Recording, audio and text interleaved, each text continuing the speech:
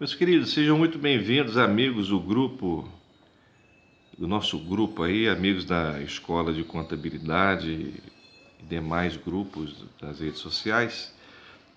Gostaria de agradecer aí a presença de vocês. Se caso lhe houve agrado aí, eu conto com a inscrição e também com a aprovação e com as críticas também, que nos ajudam a melhorar. Eu queria tratar hoje sobre uma função da contabilidade eclesiástica, primeiro traçando um pequeno delineio sobre os conceitos relativos à administração romana. Nós sabemos que o termo pároco, por exemplo, era um termo de administração romana, um termo contábil. Significa a parte que pertence a alguém. Quem que é esse alguém? O imperador. Quem que era o imperador da época? Diocleciano. E esse termo Dioclésia, que pode ter dois sentidos, né?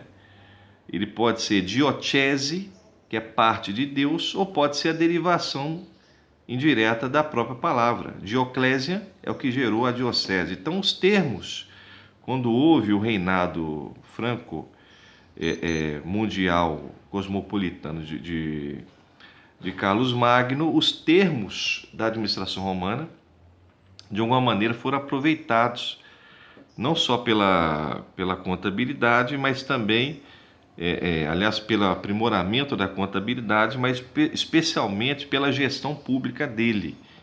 E a igreja, como o governo dele era político-religioso, a igreja de alguma forma também apropriou alguns desses conceitos, os que lhe eram úteis e eficazes, ela os utilizaria como forma comum. Então, o termo pároco, conforme vários historiadores da Itália comentam, significa nada mais do que a parte que pertence a alguém.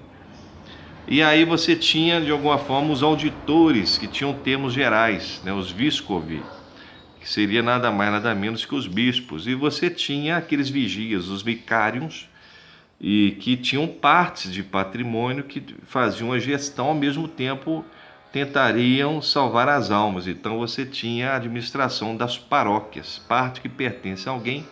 Esse alguém, Deus, no caso da igreja, que ela aperfeiçoou o termo, né?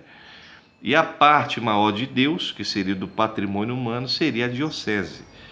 Então, muito interessante. Nós pegamos numa paróquia uma agenda de um padre de 1953, ela não nos foi analisada profundamente, mas daria para fazer até uma investigação, o qual aqui traduz modernamente essa mescla da função administrativa que um padre tem com a função também religiosa, a mesma tradição que veio do século VIII. Igual comentei, os termos da Santa Igreja eram termos apropriados e desenvolvidos e também aperfeiçoados para a sua própria função, mas vindo da administração romana. Então, da contabilidade romana, da gestão romana. Então você vê, por exemplo, aqui no dia 2 de janeiro, o padre faz uma anotação sobre a missa do apostolado. Só que aqui também há, por exemplo, uma doação de R$ 70 de uma pessoa. Então ele registra a parte financeira e, ao mesmo tempo, a parte religiosa. Vemos aqui, por exemplo, um talão. No caso, seria um ato administrativo, uma conta extra-patrimonial. E Joaquim Vale, essa pessoa já deve ter falecido, obviamente. Numa quarta-feira, ele anota numa agenda que funciona mais como um diário. Diário Lemert, que exige talvez outra explanação mais para frente.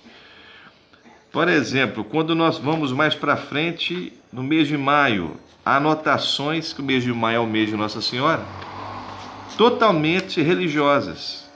Mas no dia 3 de maio, ele coloca muito bem algumas pessoas que pedem orações e doações à Santa Igreja. Diário Lemert, 1953. E este diário, por exemplo, ele praticamente tem mais de 2.000 páginas, mas todo ele preenchido de uma forma contábil e administrativa e religiosa, né? Ele contém as festas móveis e imóveis da Santa Igreja, e no seu bojo nós temos as anotações, inclusive financeiras, e religiosas misturadas que cumprem o que nós dizemos anteriormente, essa função administrativa e a função, o contábil e a função religiosa que havia e que se impregnou na igreja desde o século VIII. Se você percebeu, o pároco tem que administrar a sua paróquia, né, que a ordem secular também não tem voto de pobreza, mas não quer dizer também que um padre tem que ter um enriquecimento por meio da paróquia, não é isso? Porque aí tem o princípio religioso, o princípio jurídico, o princípio ético, né? Só que no caso aí, nós falamos que há uma necessidade e uma função de se administrar os bens da paróquia, né? E ao mesmo tempo utilizá-los para o bem da igreja e para o bem do semelhante.